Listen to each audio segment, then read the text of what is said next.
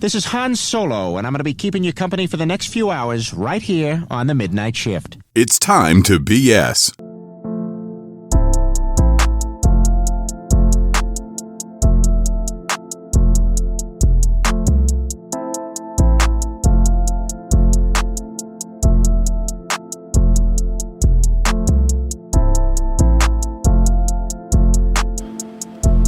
So, I initially was not going to record tonight. I initially wasn't going to record until the morning. It's August 12th on a Tuesday. I was supposed to record on Monday, but, you know, stuff happens. What are you going to do? So, I filled in some recording with a 40-minute discussion with Brent about the Yankees, and holy crap, that's a nice moon. Whoa! The moon is bright yellow outside. Whoa, that is cool! You know what? Screw you. Tonight might be a cigar night. Tonight might be a good night. So, anyway, before I go deep down the rabbit hole of, you know, the Yankees and stuff, because, you know, why the heck not? Seth Rollins pisses me off. I'm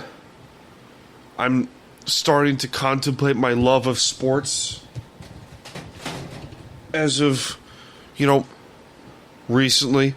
That was my printer that made that noise, because, you know, so I have this toolbox that's to my left, and, you know, I wanted to get, you know, a toolbox or something to hold my printer up, because, you know, make it look like an office of some sort, and this toolbox also holds all my games and stuff like that, which is pretty cool. It helps. I'm an emotional wreck. I'm an emotional wreck this evening. And because as of this recording today, it would be 215 days until my wedding.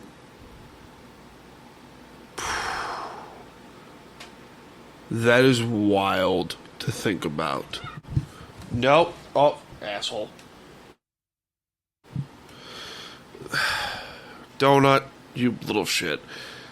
So, I wasn't initially going to record, but, you know, after maybe 15, 20 minutes of thinking about it, I was like, yeah, hey, you know what, let me just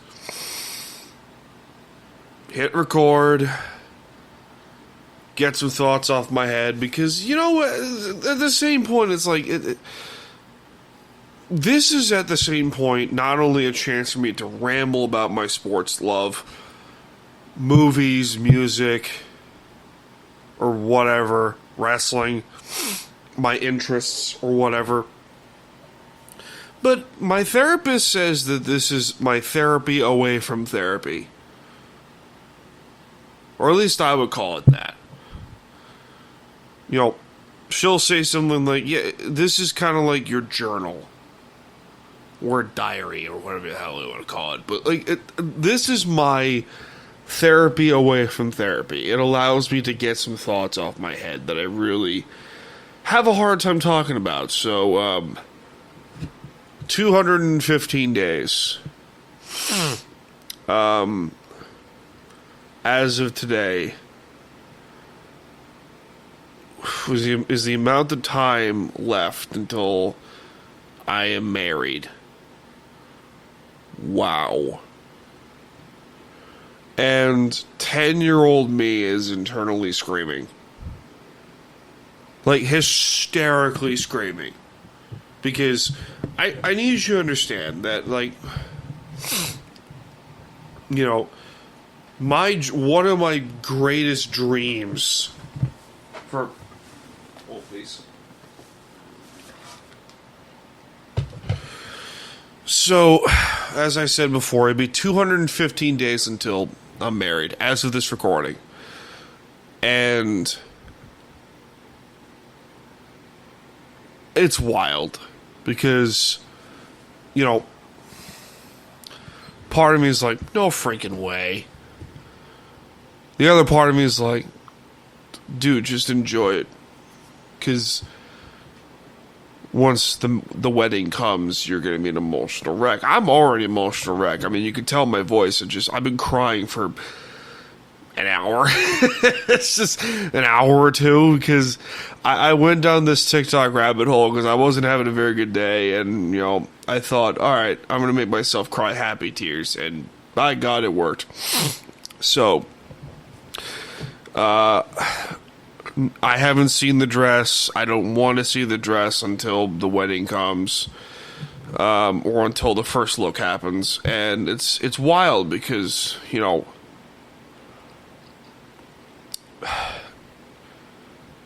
younger me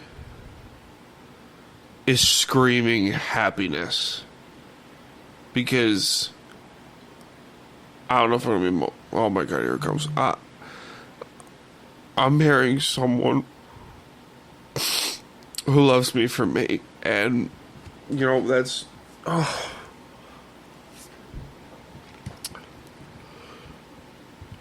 It's hard to believe sometimes because, you know, not that like, oh, I had a shitty childhood. No, I didn't. I didn't have a shit childhood, but it was hard to grasp the concept or even the thought of, oh my God, someone other than my own freaking family loves me for me. You know, that's what I wanted as a kid. And I get that in just about 7 months. And it's hard to grasp with that concept of reality of like, oh my God, you're getting married, Dan. Who would have thought? It's like, wow. And I apologize for being so emotional, but it's like, it's hard to grasp that concept. Like, I don't know if it's imposter syndrome or like self-sabotage or whatever. But it's like, wow. Because, you know, there's a few people that I've known over the years that are getting married. And, you know, I was like, when the hell's my time, damn it? And I get that time now. It's like, yay, it's great. It's like, fuck yeah. You know what I mean? It's awesome.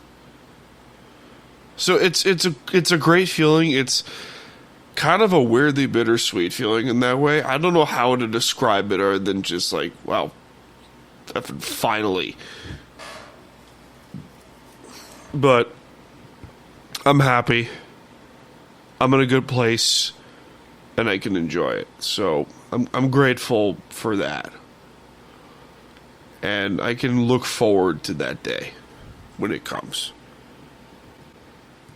So I mentioned earlier that I've had a distaste for Seth Rollins and stuff like that for quite some time, and I'm going to record this in individual clips because it allows me to just get some stuff out there for 5, 10, 15-minute clips here and there. Seth Rollins... Here's my gripe with wrestling today. I mean, if Seth Rollins is a great heel, I think he's a natural heel. He's fantastic. The IWC wants to push this guy as a world champion. And then when he finally becomes said world champion, he becomes in their eyes, the most overbooked piece of crap on the planet. Which is kind of correct, but at the same point, it's like, dude, like, Seth irritates me. I don't know what it is about him that just irritates the living crap out of me. But there's a part of me that goes, go away. You know that part, you know that, like, weird sense of, you know, ew, like Chris Jericho, bad example, but like Chris Jericho was like, okay, fine. Chris Jericho was go away heat. That's what Seth feels like to me. Just go away. Not that I don't think he's talented, because he is. He's great in the ring. And he's an awesome heel. But there's part of me that's like, I just want you to go away. And I don't know if you need 6 or 8 months away or a year away, but I think this all stems from the fact that he cashed in Money in the Bank at SummerSlam on CM Punk. We all know where it's going. And it's eventually going to lead to Mania. Or maybe the Rumble. Who in the literal hell knows? But my prediction is, well, it's my prediction, so, screw you. But at the same point, it really doesn't matter what I think, because I'm going to do it in front of a microphone. I think Punk's going to win the Rumble and challenge Seth for the World Heavyweight title at WrestleMania. It's probably going to happen. Punk's due for a Rumble win. It's been 20 years. He's due for it. So, I don't know, but back to Seth. He irritates me. It's his voice, it's his character, his laugh. His music's awesome. It's his moveset that just irritates me. I'm like, you either need a character change, or maybe it's just you irritate me too much.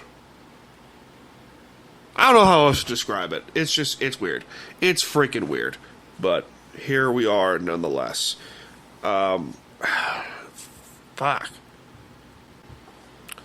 So we're also going to get to a 30-minute discussion with Brent Radlinsky of 1420 Sports. We're going to share each other's thoughts on the Yankees and their situation and stuff. This was recorded about 2 days ago, as the time of this recording. So it would be on Sunday. This segment was recorded. It's interesting because I want to be able to get more and more content out like this, and just quick little ad breaks here and there. Just turn it into like a radio show that I did beforehand. But the Yankees irritate me, and I'll tell you why. I have withdrawn my fandom from the Yankees, and that pained me to do. Not because of the fact that I enjoy the Mariners now, which is nice, because, Seattle sports is, it's weird. Seattle sports fans are calm-ish. Well, they're calmer than Yankee fans, or New York sports fans as in general. I can't abandon my Islanders, I really can't, because, that's my hockey team. I'll abandon the Knicks for the Sonics when they eventually come back. I told this publicly on various different belly up shows, but including my own. But people are like, "Oh, fire Aaron Boone! Fire Aaron Boone! Aaron Boone needs to be fired! Blah blah blah! Trade everyone." Here's the question: who gets the biggest blame pie slice? Like, who hired the coach? Who hired the coaches? Who hired the manager? Who traded for the players that were supposed to be good? Brian Cashman. Brian Cashman needs to go. I don't think anyone's, deserved more of the blame in this case than Cashman. Cashman reeks of stubbornness. He reeks of, hey, I'm going to do whatever the hell I want, even if it means, I'm going to piss people off while doing it.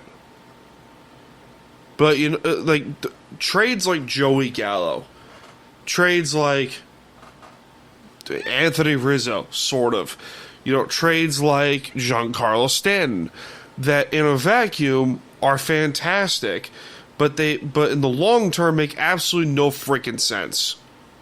Especially the Joey Gallo trade. Joey Gallo, who notoriously batted for I don't know, had a batting average of 150 or something like that. And they were like, oh yeah, let's trade prospects for this guy. I'm like, sure, that's a horrible idea. But I'm getting off track. Let's hear from Brent, who we went off for about 30 minutes to talk about. So before we do that, let's get to some ads because, we can. Be right back. Enjoy the segment. This show ain't free, so time for some ads. Hey everyone, it's Ryan from No Credentials Required to talk to you about one of our newest partners at Belly Up Sports, SeatGeek. Yeah, live sports is great on television, but the feeling of being at the arena is a priceless experience. That's why our friends at SeatGeek are there to help you find the best tickets at the best prices. Not only can you get tickets to sporting events, but you can also get tickets to concerts, comedy shows, musicals, and more. Search for your desired event now at SeatGeek.com, enter promo code BellyUpSports at checkout, and you save $20 off your first purchase. SeatGeek. Life's an event. We have the tickets. Brent, what's up, dude? Just getting relaxed, getting back into the swing of things. I was out in Victoria, BC, umpiring Little League national tournaments out there, so just kind of getting back into the nuts and bolts of life a little bit. How are you doing? I'm chilling. I mean, it's been humid down here. I mean, it doesn't help the fact that we're surrounded by water here on Long Island. So like, there's water everywhere on four corners of the area. So the humidity sucks. But we also had like a monsoon-level rainstorm about a week or so ago, and that just crashed the humidity. Now the heat's been coming back, but it's been getting better down here, which is pretty good. I mean, I don't know how. Do you guys get humid up there, or is it just where I am? No, it's dry prairies, but it's been nice, extreme. though. It's been hot, but it's been nice. And I don't complain about when it gets too hot because we're always about 2 months away from it being really cold, right? So you just kind of keep it.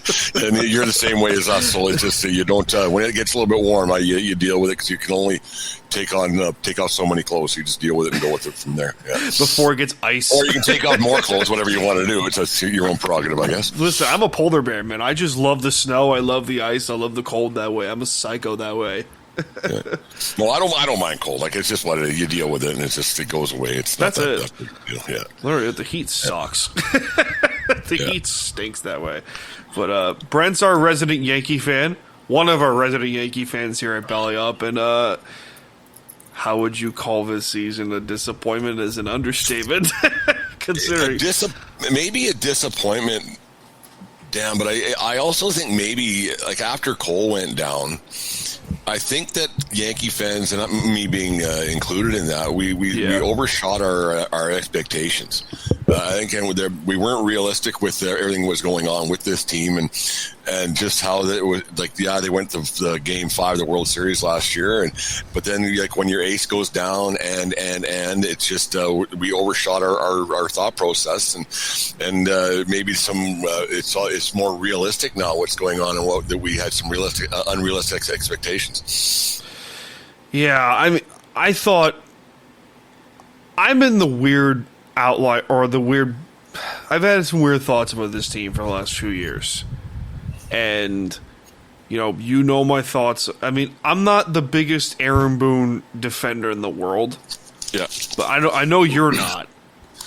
But at the same point, it's like you can talk all the time about like, oh, the Yankees are just, they need pitching, they need this, they need that, they need this, they need that. It's like, okay, but like, you can't blame Boone for everything. There's an expression called "who gets the biggest slice of blame pie" here. Yeah. Is it the players? Is it the coaches? Is it the manager? Or is it something else? That's the thing. Like, at the end of the day, the players have to perform. I mean, you can they got they have a $350 million payroll or whatever. Maybe that might be a bit high, but it's $300 million for sure. It's definitely 300. Right, but you take off Cole's 30 or whatever he makes, it's 270, which is still huge. So you're paying these guys to perform. Yeah. Right? And if they don't, that you can't blame Aaron Boone. No. You can't blame Cashman because, okay, these guys are supposed to be worth this much money, so they went out and got him. right? So you can't blame them. But were there some guys that maybe got overpaid? And you're still giving Stanton however many millions of dollars now? It's only 20, 25. It doesn't sound like a lot, but it's like in the baseball world, but it's a lot. And he's hurt and he can't play defense yesterday. So that's another chunk of change. And then you have Carlos Rodon, who hasn't performed at all since becoming like a start here and there where he's been good. So that's another $25 million. So you go through this lineup and you go, okay, well, it's the players. And has Boone made some bad decisions? Yep. Should Devin Williams be pitching ever? Probably not. And that's pretty, it's low hanging fruit right now, but Williams hasn't been good. And that's plain and simple. But what do? You can't get rid of him. Like can you send him to an island and pretend there's some kind of an injury? Well, probably not. Or it's going to get out there. Send him to Somerset. Yeah, send him down to Somerset. Send him down to straighten things out. Can you do something like that? But it's just like with the 40-man, the rosters and the money and everything else, because it's still a business. But is it Boone's fault that Williams throws taters tots all the time? No, it's not. But do you put him in high leverage situations? No. What do you do? Because this guy came out of Milwaukee, he's supposed to be I don't want to give him number 42 kind of stats, but he was supposed to be really, really good out of the back end of the bullpen. And like the 9 games that he's blown this, it seems like this week almost. But yeah, you get those, you win those games, all of a sudden you're in first place. So is it Williams' fault? Might be. It's hard to say, because we'll go back to the blame pie discussion, because everything at the end of the day reverts all the way back to up top. And they say the biggest change goes up top. And I comment on your recent video about the question goes like this: if Brian Cashman were the general manager of like any other competent organization, like let's say he was the general manager of the Dodgers, okay, who have loaded rosters every stinking year, but they can get away with it because it's the Dodgers. But if Brian Cashman were the general manager of Los Angeles, 25 years, 2 World Series appearances, 1 title, during somewhere at that point of the 25 years, he would be canned, because the expectations of the Dodgers are way the heck up there. Like actually World Series or bust. Yes, actually World Series or bust. The Yankees and their fans purvey. Yes, correct. And I'm not a Yankee fan who goes, we got 27, chase 20. They won how many of those when there was 12 teams?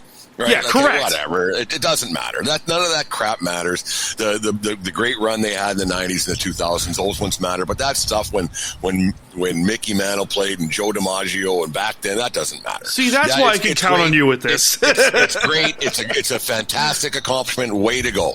But you had to beat the one team in the World Series. That was it. Yeah. Right? And so all that is just a bunch of crap. And anybody who tells that we're going for Chase for 28, which it is. But what does it matter? Who cares? The one in front of you is way more important than the ones behind you. And how many of those didn't mean anything? And the Yankees, people tend to forget. The core 4 and the old timers day yesterday, and I'm revved up all of a sudden here, Dan. But people tend to forget how bad this team was in the 80s. Horrible. Before the Jeter years, how bad they were. And not even the Jeter years. Like in 94, they had a really good year, and the strike came, and the Expos was supposed to be the matchup there, and blah, blah, blah. But before that, awful. The Mattingly years, they were terrible. You look at old YouTube videos, how bad these teams were. There was nobody at those buildings. Nope. There was nobody at Yankee Stadium. Nobody. Mattingly's hitting home runs into Never Never Land, and there's no one there to get the ball. So all of this fake outrage by the Yankee fans, they don't have to look that far back really to say, well, we expect more. Well, did you? Because you weren't going back in the 80s and in 1990. Nope. And then you go to a game at Yankee Stadium, and you have it's more of a not everybody. I mean, there's obviously Yankee fans and baseball fans, but it's a frat party. With a bunch of kids having their Jeter shirts. Well, Jeter hasn't played in 15 years or 14 years or whatever it's been, right? 11 years, because he was 2014. So, having this fake outrage, like championship or bust. Well, you're full of it. Yeah. Like and the organization's actually full of it and yes, they spend $300 million. And for people to say that Cashman doesn't have the commitment, not Cashman, Steinbrenner doesn't have the commitment to winning. Well, he's spending $300 million every year, so it's not him. No, it's to me, it's not him. When you're spending 300 sheets every year, you're the top 3 or 4 every year. Yep. That's all the owner can do. That's all he can do. He can't go out and scout. He can't hire coaches. He can't go over the analytics. He hires people to do that. Yeah. And from everything you hear about the Yankees analytics department, it's just about as big as anybody else's. So they just did they hire the wrong guys? Is this Cashman's fault? It has to. Like, shit can only roll downhill so far. Yeah. And that's the eventually thing. It stops. So where does it stop? At Cashman? Probably. Probably. Like you said, that's the thing, yeah. If he's like you said, if he was the Dodgers guy, he wouldn't have got out of 2015. Yeah. He would have been canned in 2013 for all I care.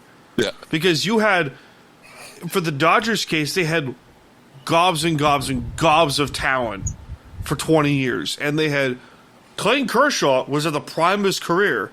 Yeah. From first start up until his injuries started catching up to him in 2015-16.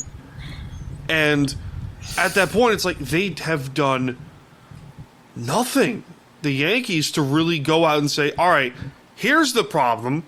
We have too many guys that rely too much on the home run. You got too many guys that are not batting above 280. What's their 240? Yeah, that's the thing. What's their overall batting average? 240?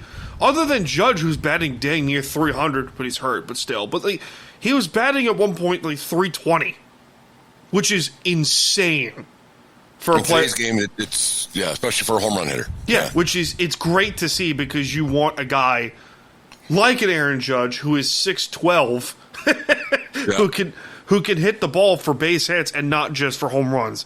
Yeah, the home runs are great. Don't get me wrong, they're exciting. But you need a guy who's gonna bat 280, 300 almost on a regular basis, and they don't have that. Like, I don't know what other organizations are like. I follow, obviously, the Blue Jays up here because we get them coast to coast. Like, I'm out in the prairies here, but and other teams I don't follow as closely. But you'd like to know why this organization sticks with guys who just aren't cutting it. And it's like, okay, like the sample size for Volpe's big enough now. Like, he just doesn't play great defense. Yeah, he can have a little spurt here and there. We hit a few home runs. Yeah. But in general, like the sample size is big enough that Volpe's just not. He's a good to he's fine. Above, he's fine. He's fine. But what does fine get you? 250. He won't be that. Right? No. So it's like, and then Wells, like, why does he get a free pass? Because they're like the guys that they drafted really haven't done anything. Which so goes far. back to Cashman. Back to Cashman. Which goes and the scouting staff. And so it's okay. So what are we doing here? What are we doing wrong? It's the same thing year in, year out, where like the homegrown talent was great, and you hate to keep bringing up Jeter and the like, but that's the last time it worked. Yeah. Really? Yeah. Really? Judge was a draft pick, but Gary Sanchez, they gave up on him, I thought, too quickly. Like, it's just, but what are we doing? I thought looking back on it, the trades, too, didn't make a lot of sense. Like, I thought really you start to see the light of Cashman start to dwindle when they traded for Joey Gallo. Yeah. When they traded for Joey Gallo, I was like, why did you trade for a guy who bats under 200 for his career? Strikes out a ton. In Texas, might I do. In Texas, with the Rangers and over in nearby Arlington. It's just, it's stupid that they make these decisions. Like, I thought the Stanton trade in a vacuum was like, all right, you get a guy who can average 50 or 45 home runs a season, but he strikes out a ton, and he can't move. He's a DH. He's a bona fide DH. And people are like, oh, you should have traded Stan and signed Soto. I'm like, they're the same player. And the money, like you can't load up with 3 guys because all of a sudden there's no money left for anything else. No, like, there's just not. Like, yeah, and for these other guys, say, well, spend more on what? On what? On what? What? Like, what are you going to do? Okay, so and because that's not how baseball works. That's not how business works. No. You can't have the best player in the league at every position on your team. It just doesn't work that way. You can't pay $40 million for every player and every pitcher on your staff. It doesn't work that way. Shout out the Lakers of years ago. And it just doesn't work that way. And for these quote unquote Yankee fans who say that, well, George's day, George has been gone for nearly 20 years. 2010, 8, 10, yeah. He's been gone for nearly 20 years. And I said before, that argument doesn't matter. Yeah, there's a lot of years, and the benefit that George had back then is he had players, free agents, wanting to be Yankees because they had a chance to win a championship. Yeah. So you had a lot of players that were calling the Yankees saying, "Hey, New York's not a destination place to play anymore." Strawberry, right? Wanted to come here too, yeah, from the Mets. Like the Yankees aren't really a big destination place to play. The media can be tough, and kids aren't as not. I mean, they're kids compared to me, I guess. But these guys aren't as mentally strong as they used to be. They're pampered from whatever age, and they just say, you know what, I'd rather go and play in San Diego where nobody knows who I am. I'd rather, you know what, if I can play in you look at guys that play in Milwaukee. Like they have a good chance to win. You got guys that play all over. We'll get to the Mariners in a bit here, but the Yankees aren't a destination place to play anymore. No. It's just not. No. Because the media is tough. The weather can be hit or miss. Price of living's high. I mean, these guys make a ton of money. The commute's not the best to the ballpark. I can attest to that. So it's like, okay, well, I can go to San Diego, so the sun's shining, and so am I. Why wouldn't you? I can go to Seattle, which is like, okay, the weather's hit or miss too, but it's nice 70% of the time up there in Western Washington. And you get a fan base that if the Mariners are good, like now, they will show up. I know it was Ichiro night last night there as we were recording, the time of this recording. The place is packed, 46,000. And they win a ball game. So they win a ball game, and so that creates buzz for today. Yeah. And it's great. And the Yankee fans are so, I hate to say pessimistic, but pessimistic is the right word. Right, it's a lot. Like we haven't said one positive of a team that started out great because it's just like we expect too much, and we shouldn't. We really shouldn't. And why we have this lofty thought process about us is kind of a mystery. Considering they haven't done anything like 2017, 2019 when they lost the Astros. Those are great teams. Last year, 2024, maybe should have won a World Series. They had one bad coaching decision in Game 1 and then a drop ball by Judge in Game 5, and there's your World Series. That's it. Like, really? That's it. Like, they and that's all that happened. And they could have won one last year. But then this year, when, like I said, Cole went down, and everybody thought, well, we'll be okay. No, it's actually that. No. Like, it's that, right? It's a bunch of things that have occurred this year. It's just not, things aren't lining up. Right? Do you give up on the season? Maybe. Like, I would rather see them play Dominguez more. I would rather see them bring up the kid Spencer Jones. See what he can do. Spencer can ball. Right? I was pumped to see this kid's highlights. I'm like, who is this kid? Yeah. It's another Let Judge. him play. You know, back in, 2016 when they traded everybody and they brought Judge up and they brought Sanchez up and then they let those guys come and play, and it changed the outlook for 2017. The baby bombers back then. Yep. And so why not see? Because I don't see them winning a championship this year. So and have some. I think it's time to have some intellectual honesty with yourself and with your franchise and where you're going. A majority of the rest of your divisions. A majority of the rest of your division is better than you. Boston's better than you. It's that simple. Boston's better than you.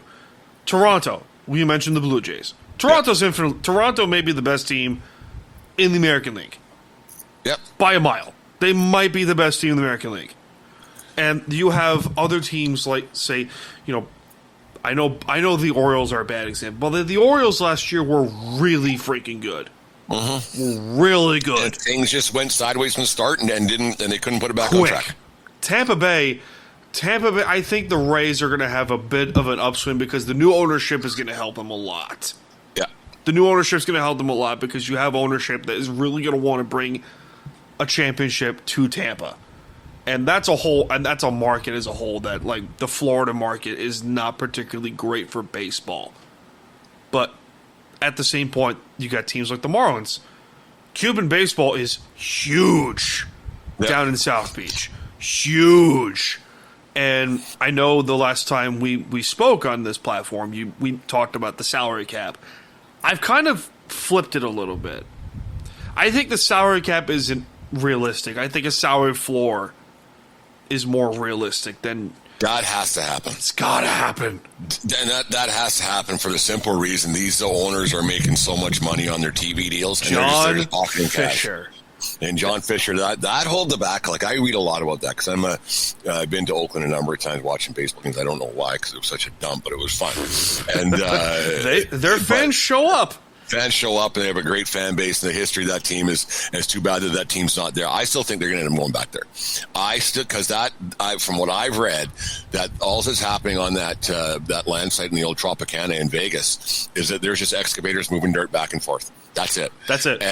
And so it's looking more and more like, okay, this guy is going to end up with a different franchise that is going to be in Vegas, but the A's are going to go back to Oakland. That's my prediction. Which wouldn't be the worst idea in the world, considering the fact that if we've seen it before, if the A's are good, their fans show up. And if a sour floor is going to happen because you got guys like Artie Moreno, Bruce Sherman of the Marlins, John Fisher over with the A's, the aforementioned Athletics.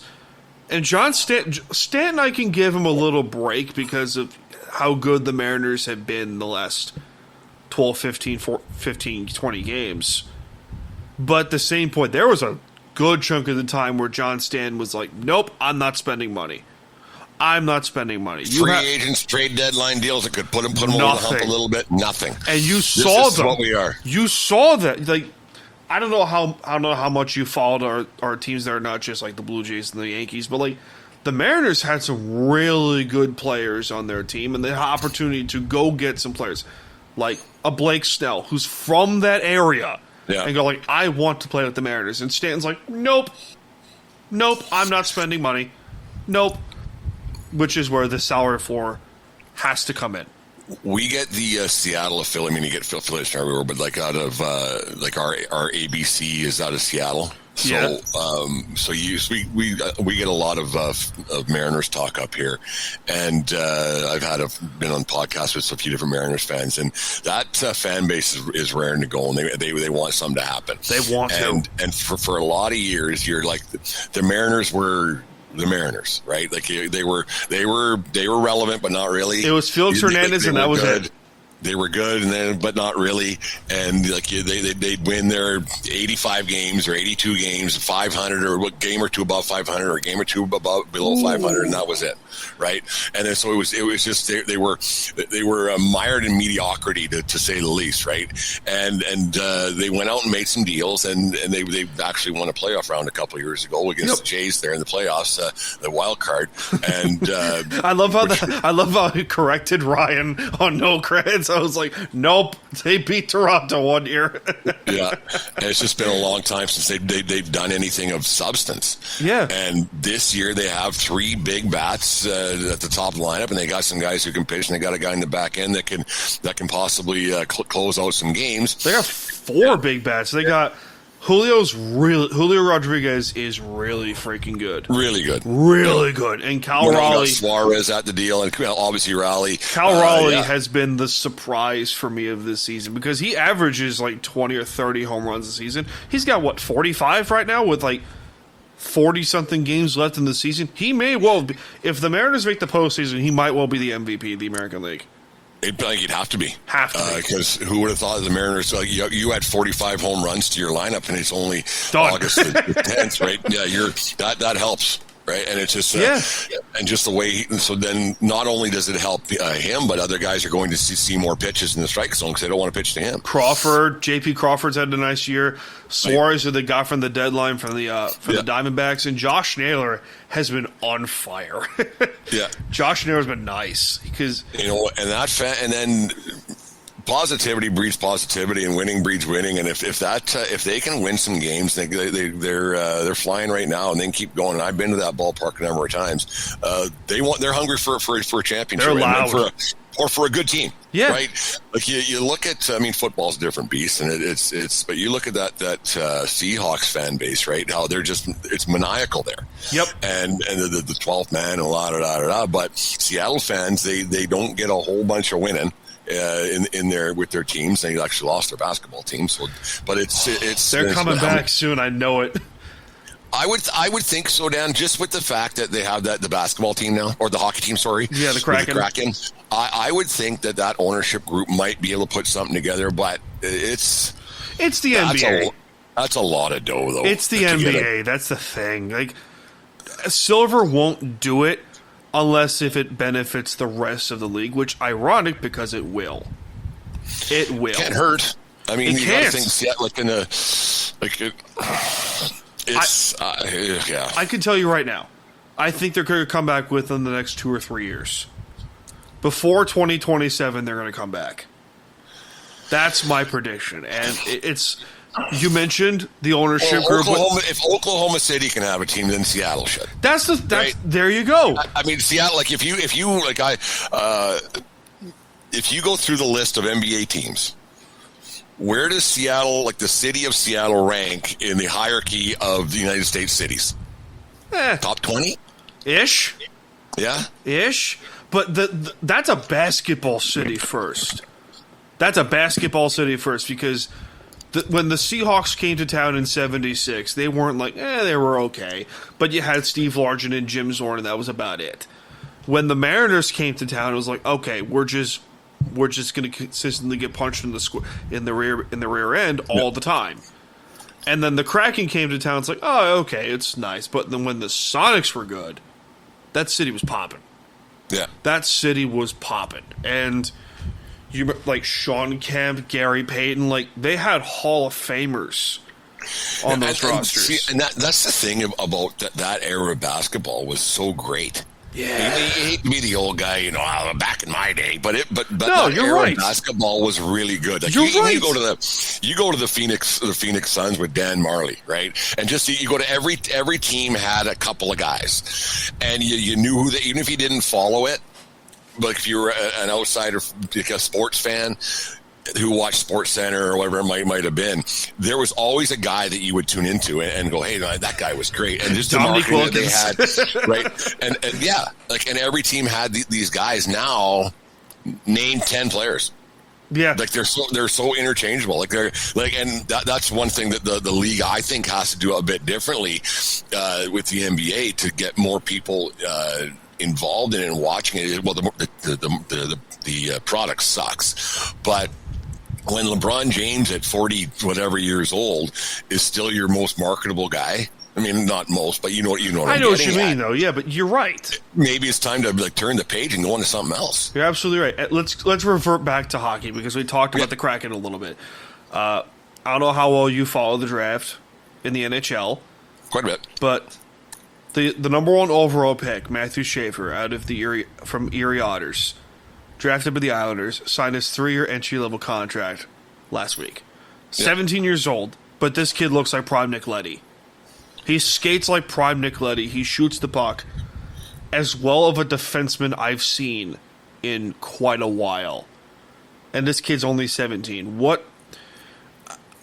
I'm a cynical Islander fan. I'm a very cynical Islander I think that's the only type. I'm cynical but rational, let's be honest here. But I think the only conceivable way he doesn't play NHL minutes this season is if he's absolutely hell-bent on going to college for the NCAA, which I do not think it's going to happen. You got a number 1 overall prospect for a defensive core that is not great, not terrible, but they're decent. They were decent last season here on the island. Yeah. Schaefer's really good. We mentioned that twice now. Do you think he's going to play NHL minutes this season? I think he should. I really think he should, just for the fact that, like, okay, if you don't now, then when? If you already got a contract, then you might as well. And he might get some NIL money going. We talked about it yesterday on no credentials required. Gavin McKenna, with McKenna going. But I think that the best case scenario is you go when you can. Because you're only, I mean, the kid's been playing. He was injured at the World Juniors for Canada last year. Mm-hmm. He didn't play a bunch after that, if any. And you go, you know what? Maybe it's just I should go play. Yeah. And if I'm going to play, I must play at the best. Even being, let's just say, if you're a healthy scratch every third or fourth game, and you're in the third group or whatever. Yeah, which would be the worst idea.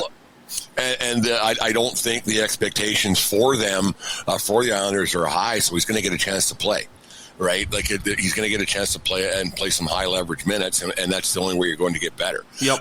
If you go to college, he's going to be, like I said, he's only 17 years old, and he'll be playing against some 24-year-old guys who are in their senior years of college. Is there a development curve there that he could benefit from? Maybe. But I think once you get a shot to play National Hockey League, you should go. I don't think that maybe 1 year, but I think for a team with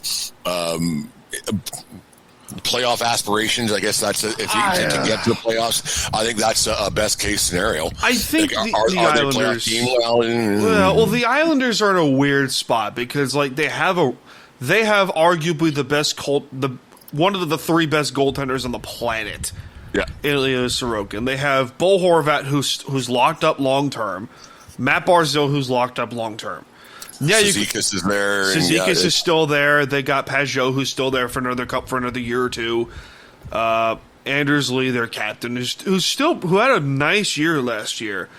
And there's too many things that could go wrong, but there's a little bit of optimism here. It says, you know what? Screw it. Eventually, those guys have to just take, like you mentioned Horvat when he was out in I'm still confused why he ever left Vancouver. Well, the Vancouver didn't sign him. I don't understand why they traded him. It didn't make any sense to me, but eventually those guys, the Horvats, the Barzals, and then they got Drew in the offseason. He's not a great player, but he's a really good player. He's a good player, but not a great player. Yeah, he's going to give you 20 goals. Yeah, he'll help you out. It's not gonna hurt you, but you're not etching Stanley Cup anytime soon. Nope. Just because he's on that team, but it can't hurt. Eventually, those guys have to get to the next level, and just for their own. Just to get to the next level to say, okay, I'm a bona fide NHL star, not a superstar, but a star. And you're playing on the island, you don't get the same your names in the marquee like you do in say New York or wherever else in that area. The Rangers. It's just a different level. But for these guys to get to that next level on their own hockey cards, right? It's time to shit or get off the pot. Yeah, and I think this is the year that they have to do it and say, okay, it's actually, once again, it's on the athlete, not management. And it's something we've loaded up, we've done what we can. The Lou's gone, blah blah blah. That was I was going to talk to you about that because they let Lou go, and at first I was like, why? But then the more I thought the more the off season has transpired. Yeah. The last few months with Matthew Darche, I'm like, okay, Darche has let his coaches do their thing. He's going to let Patrick Waugh do his thing, which I think is going to help Waugh a lot. And then the other thing is, Darche has made some moves that Lou would not have done. Lou would have signed Noah Dobson to an 8x9.5 deal that Montreal gave him. Darche traded him for 2 first-round picks and a player, Neil Heineman from the Canadiens. When I first saw the compensation, I was like, you got that much for Noah freaking Dobson? I'm like, Dobson's not a great defenseman. He's not. He's okay. He's okay. Yeah. How did you get 2 first-round picks for this guy? And they drafted Victor Eklund, who is really good prospect from Sweden, I believe, and Aitchison, who's another good defenseman that they got up there in Canada as well. Really good player. He's not going to play this season because of injuries or NCAA rules. And Eklund, he's going to go to Sweden or Europe. Yeah. But Schaefer has a really good shot to go, you know what? Scott Mayfield's probably going to be my running mate, or Alex Romanov's going to be my running mate on the defensive core, on my D line. And then you got Ryan Pollock or Adam Pellick, who are not bad. Tony DeAngelo's back for another year, who played well for you. And Mayfield had a nice year last year. Not a great year, but a nice year. And then if Sorokin's on and they have good goaltenders that you can look at and go, all right, outside of Sorokin, our goaltending group is not terrible. Varley can still play. David Riddick is there also, who they got from, I believe, Nashville. And they have a good forward core that you could look at them and say, hey, other than, Washington and Carolina, and then maybe the Rangers, that division's open. Yeah, Washington's going to take a step back. I mean, they came out of nowhere, and all of a sudden they're like, holy cow, what's with the Capitals winning a whole bunch of hockey games early and often and keep it going all season long. Coaching helps. And Carolina, well, yeah, they're a great regular season team, but they don't get anything done. Eventually, there might be some changes there. So why can't the Islanders do something? Screw it. Why the heck not? Pittsburgh's not going to get any better. Well, no, they got worse. No, they're going to get worse. They're going to get worse. Yeah. And it's too bad. And I still think, and we'll get off this, but I still think somehow, some way, they talk to Crosby or Crosby talks to them, and he says, you know what, it's time. Like, Mike, I've only got X amount of years left in this league, and I'm wasting them. And I think it might be a conversation. It'd be tough. It'd be a tough conversation. It's going to happen. It might happen. I really think that the organization owes it to Sidney Crosby, although they paid him a lot of money, so what do they actually owe him? But I think there has to be a conversation for that to happen. I think I think maybe the league needs to step in and have Sidney Crosby go on a high note, because it's not happening in Pittsburgh. It's not. Brent, this was a fun time, my man. I'll let you get going to enjoy the rest of your day, my friend. This was fun. This was a really fun conversation to have with you, my friend. Well, quick and easy and good. I like these ones. That was good. That's it. Quick little 35-minute segment with you, bro. All right, man. All right, take it easy, man. You too, brother. We'll do it again soon. Cheers. This show ain't free, so time for some ads. Righteous Felon Craft Jerky is the official jerky of Belly Up Sports. For over a decade, Righteous Felon Craft Jerky has led the American meat snack revolution by concocting delicious, adventurous, U.S.-sourced jerky recipes for uncompromising carnivores across the country. With 15 different flavors to choose from, Righteous Felon has all jerky lovers covered, and by using promo code BELLYUP, you will get 15% off your purchase at RighteousFelon.com. Do your taste buds a favor today and rip into a bag of Righteous Felon jerky. So now that you guys enjoyed that quick little 30-something minute discussion with myself and Brent, I think I can kind of sort of close up shop for this week. I don't know. It's weird because I love my sports. I really do. But there's part of me that's like, I want to be able to, not revolve my life around it. It's kind of weird. And the reason why I've been feeling it this way is because I've been going back and forth between quitting social media, just deleting off my phone, or just, having it strictly on my computer. And that's partially my fault that I'm feeling this way. Because I'll go on Twitter. Bad example. But I'll go on Twitter and I'll see some outlandish bullcrap that just irritates the living shit out of me. Like, oh, Taylor Swift did this, therefore she's a bad person. Not saying she is, but, that's the example that I'm getting. Like, or Donald Trump did this, or Kamala Harris did that. I'm like, shut up. Facebook, just as bad, because it's friends and family. Instagram, okay, they're still bad, but they're not notoriously bad. But it's just, It's this revolving door of stupidity. You know what I mean? You know that scene in Elf where Buddy is going through the revolving door of just nonsense and just... That's me, but I'm crying hysterically out of anger and frustration. That's what I feel like. And that may be a me thing. And I bring this up as like, I use drinking as an example of this. You know, because I thought about going sober. I thought about just quitting social media entirely. But the more I thought about it over, the more I'm like, I'm going to treat this like I treat drinking. And that's, you know, I don't need to drink. I want to drink. But I don't need to drink. What are you doing, Donut? Stop playing with your tail. Hey, shithead. Hey, calm it. This is why I carry a spray bottle next to my desk. Are you playing with your tail like a dumbass? You're 3 years old. Hey, shithead. Quit it. Sorry, the cat's just being weird. She's playing with her tail. She's a 3-year-old cat. 2? 3? I'm gonna go with 2. She's 2 years old. But... Or she's 3. I'm not 100% sure.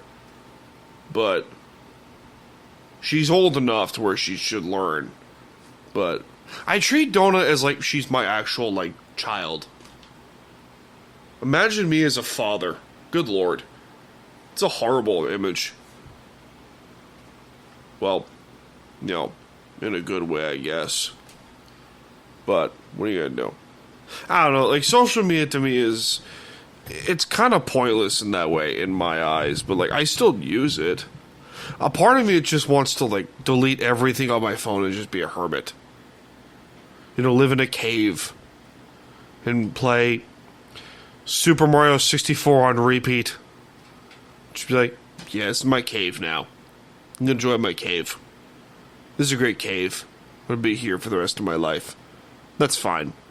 I'll snack on Doritos. Specifically Cool Ranch. Cool Ranch is always my favorite flavor Dorito. Cool Ranch Doritos and an insane amount of zero sugar ginger ale. But like the lemon lime flavored. Lemon lime ginger ale? Yeah. It's basically lemonade ginger ale. It's awesome. It's great. People are like, you're gross. I'm like, why?